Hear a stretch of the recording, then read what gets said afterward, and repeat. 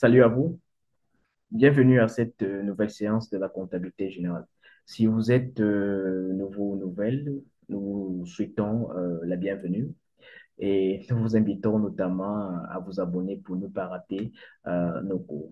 Alors aujourd'hui, nous abordons une fois de plus la comptabilité générale. Il s'agit de parler d'un point très intéressant, d'un point vraiment pertinent. Ce point-là fait partie notamment des opérations courantes que l'entreprise vit tous les jours. Et dans ces opérations courantes-là, il peut arriver des situations où le fournisseur, dans sa politique, décide de prendre à sa charge le transport de la marchandise pour pouvoir permettre à son client d'être en possession de ce bien-là.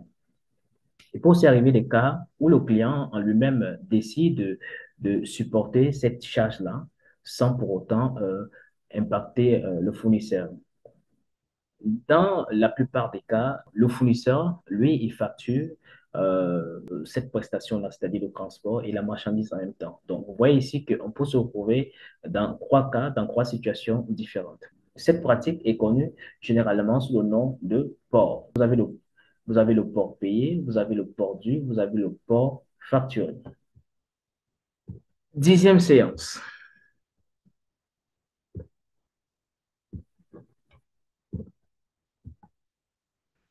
Port payé, port dû et port facturé. Contenu du cours.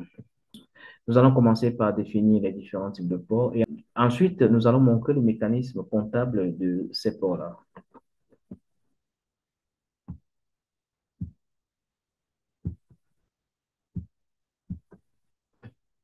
Nous commençons par le tout premier port, port payé. Ici, les frais de transport sont payés à l'avance, d'accord, par le fournisseur. Ensuite, généralement, ce qu'ils font, ils décident de les transférer à son client. Pour mieux comprendre ceci, nous allons illustrer notamment un exemple. Alors, nous avons le fournisseur et le client. Nous sommes le comptable, d'accord, de ce fournisseur, parce qu'il faudrait très bien qu'ici, nous puissions bien conceptualiser les choses. Nous sommes le fournisseur du client, d'accord? Il a vendu au client, ou alors nous avons vendu au client.